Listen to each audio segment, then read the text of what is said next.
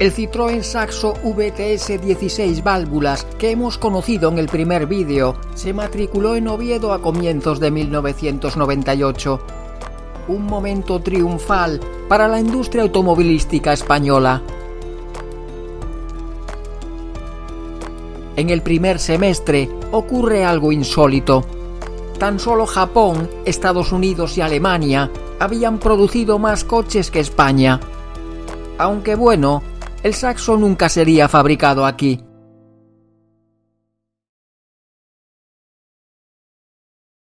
Si el Saxo en general se juzgó en su lanzamiento como un coche discreto e incluso anodino, el VTS se transfigura ofreciendo una imagen muy atractiva.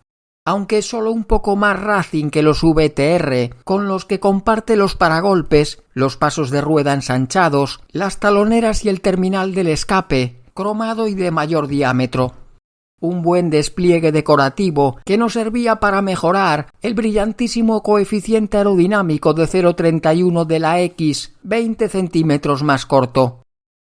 Para esta motorización, un valor de 0,33 podía calificarse simplemente de correcto. Además de la calandra, de la distinta tonalidad de los pilotos traseros y de los retrovisores bitono, en los Saxo 16 válvulas para la temporada 98, el fondo sobre el que aparecen las letras VTS ya no sería del mismo color que la carrocería. Las llantas de aleación ligera de 14 pulgadas ofrecidas de serie son las denominadas Toulouse y recuerdan a las Mini Light que popularizaron los Mini Cooper. Sobre ellas se calzan unos neumáticos 185-55 que de fábrica eran unos Michelin Pilot SX GT. Este ejemplar equipa el pequeño alerón sobre el portón que solo se montaba sin coste en los VTS de la segunda generación. Y un último detalle, como en los VTS de preserie no luce las insignias 16 válvulas en los montantes traseros. Unas insignias que se habían tomado en la versión definitiva de los ZX más potentes, con su mismo tipo de culata, de cuya carrocería se heredaban también las empuñaduras de las puertas.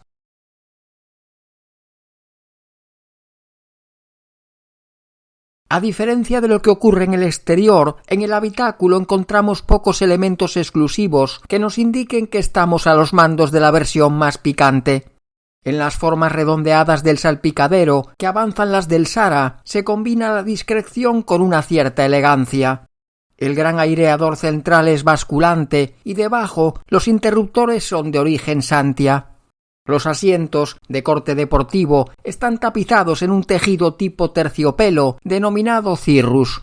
El precio final de este Saxo VTS 16 válvulas a principios del año 98 era de algo más de 2.250.000 pesetas.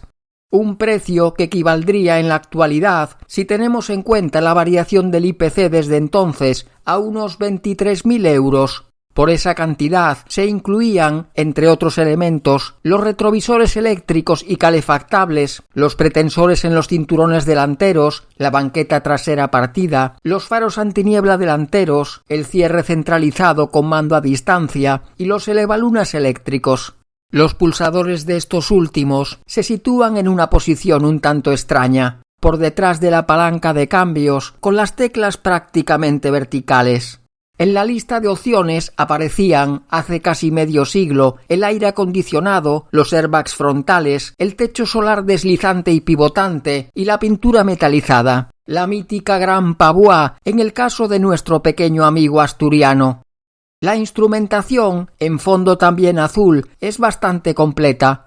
A los habituales indicadores presentes en otras versiones de la gama, el 16 válvulas añade en la parte derecha un reloj que indica la temperatura del aceite y justo antes de arrancar el motor su nivel. La habitabilidad en la zona trasera no es muy destacada, especialmente en anchura y en cota longitudinal, penalizada en este caso por una distancia entre ejes algo corta. Al maletero accedemos a través de un portón estampado en chapa y no en un material plástico, como era el caso de la X. No sobresale por su capacidad, que según cifras oficiales es de 280 litros con la banqueta fija y de algo más de 950 con esta abatida.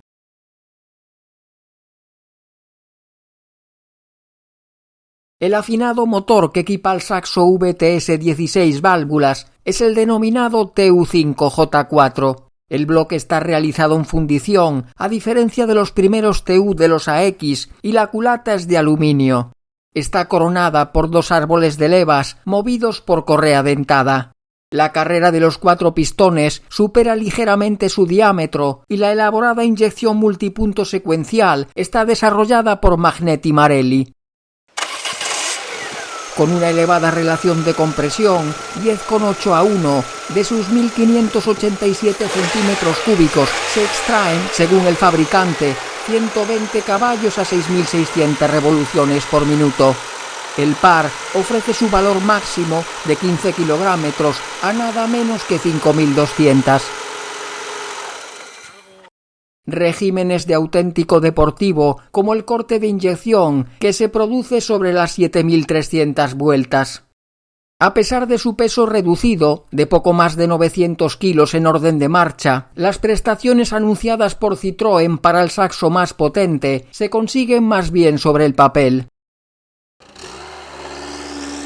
7,7 segundos en el paso de 0 a 100, 15,5 en cubrir 400 metros desde parado y 28,9 en dejar atrás los 1000. Como en el resto de sus hermanos de gama, las suspensiones son independientes en las 4 ruedas, repitiendo la arquitectura de los AX y Peugeot 106. Delante se adopta un esquema McPherson con triángulos inferiores y detrás se montan ruedas tiradas con barras de torsión transversales como elemento elástico. Las estabilizadoras son de 22 milímetros en ambos ejes. Los frenos son de disco a las 4 ruedas de 247 milímetros de diámetro. Los delanteros autoventilados y los traseros macizos. Como en todos los VTS comercializados en España, el sistema antibloqueo ABS de 4 captores se ofrecía como opción, inicialmente por 150.000 pesetas.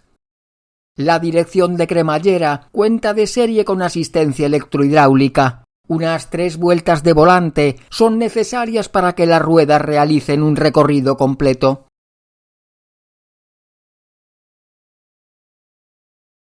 La revista Autopista ensayaba el Saxo 16 válvulas en el verano del 96. Hay 2 aspectos que sobresalen, para bien, sobre los demás. Su comportamiento y su motor, leemos, que lo convierten en un auténtico deportivo, que sin embargo no maltrata a sus ocupantes, con ruido ni con suspensiones extraduras. El 1600 sorprende por su empuje y garra a alto régimen. A partir de 5.000 vueltas es simplemente rabioso. La unidad ensayada supera las cifras de potencia y par oficiales, pero no iguala los cronos facilitados por el fabricante. Y lo mejor es que sus maravillosas suspensiones digieren a la perfección la caballería y apenas permiten pérdidas de tracción. No se muestra brusco en los cambios de apoyo ni delicado al límite. Su hábitat son las zonas viradas de montaña, donde se percibe la precisión del tren delantero y la ligereza de la zaga.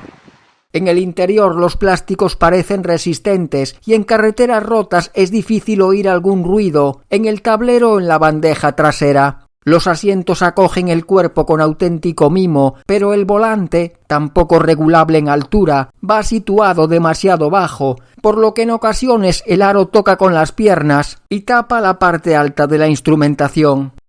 Motor 16 publica su ensayo por esas mismas fechas. Las prestaciones son brillantes, como ya sabemos, aunque las aceleraciones son bastante optimistas, algo que podíamos comprobar también en el test de autopista. Tras varios intentos, el paso de 0 a 100 no baja de 9 segundos. El motor tiene unos bajos excelentes y la caja de cambios dispone de un escalonamiento perfecto para una conducción deportiva, con una quinta de unos 30 km/h por cada 1000 vueltas. A pesar de los cortos desarrollos, los consumos son muy reducidos a velocidad constante, con unos 5,5 litros al rodar a 90 km/h de crucero y 7 al hacerlo por autopista o autovía a 120.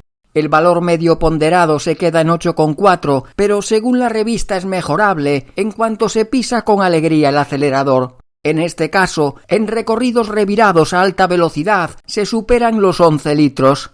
Tampoco parece mucho. La publicación portuguesa Auto Magazine enfrentaba al Saxo VTS Cup en el país vecino, con buena parte de sus rivales en esa categoría de los pequeños GTI, de mucha aceptación allí por el sistema fiscal, que penalizaba duramente las cilindradas más elevadas. Unos rivales temibles, tanto en el papel como en las pistas y carreteras. El Fiat Punto GT, el Renault Clio RSI y el Volkswagen Polo GT. Las bondades del Saxo son las constatadas por los medios españoles. Al evaluar los defectos se añaden otros nuevos que incluso contradicen lo publicado en nuestras revistas.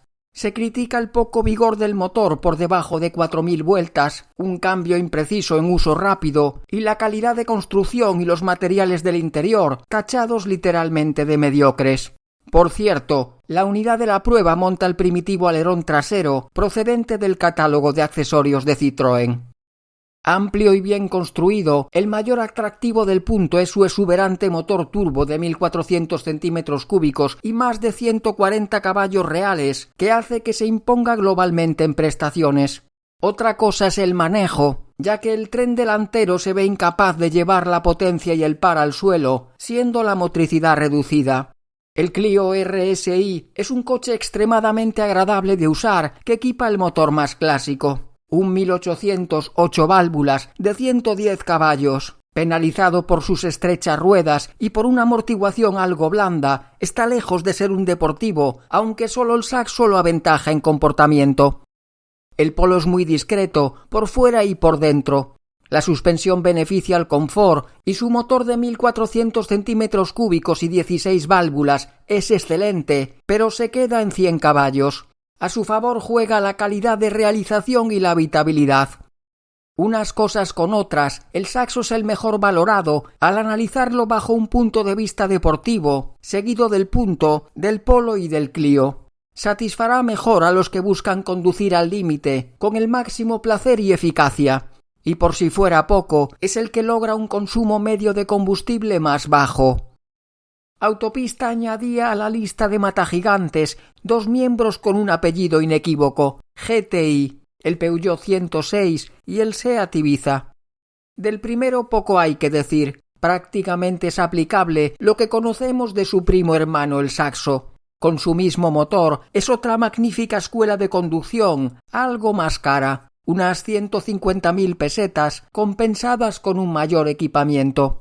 El barcelonés es el modelo más versátil de la comparativa debido a que su polivalencia no sacrifica prácticamente nada. Es el más grande y sus reacciones son propias de un coche de un segmento superior. Permite rodar deprisa mientras se disfruta de la conducción sin sobresaltos, aunque sus 130 caballos cundan menos al tener que luchar con el peso más elevado. Es el más caro del grupo, pero también el que ofrece mayor calidad de acabado, amplitud interior y maletero. Por último, podríamos enfrentar a nuestro protagonista, como lo hacía Motor Mundial, con la segunda evolución del Renault Clio, en este caso animado por una mecánica muy similar. 1.600 centímetros cúbicos, 4 válvulas por cilindro y 110 caballos. El del rombo representa, como lo había hecho el RSI, la deportividad aburguesada. Su diseño es más moderno, su equipamiento base bastante más completo, sus asientos más cómodos y su habitabilidad más generosa. Las notas de este Saxo están más que escuchadas. Más ligero que su oponente, más duro de suspensión, con una dirección más precisa y con unos frenos más potentes, es también más exigente y perdona menos los errores de trazada. El Renault se toma la revancha cuando hablamos de dinero. Un motor más elástico y unos desarrollos más largos harán que necesite frecuentar menos el surtidor, especialmente en circulación urbana. La diferencia de precio, sin las habituales campañas de Citroën, era además bastante considerable, de casi 380.000 pesetas, aunque podía reducirse a 200.000 aplicándose el descuento del fabricante, y si en el Saxo se montaba el ABS y el doble airbag de serie en el Clio.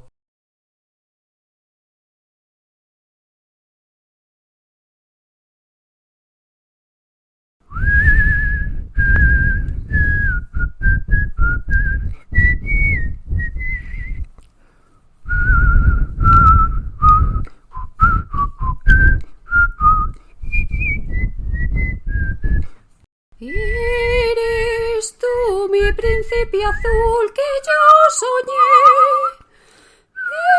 Eres tú mi príncipe azul que yo soñaba y que un día encontré. Eres tú mi príncipe azul que yo soñé. Eres tú mi príncipe azul que yo soñaba y que un día eres tú mi príncipe azul que yo soñé. Eres tú mi príncipe azul que yo soñaba y que un día encontré.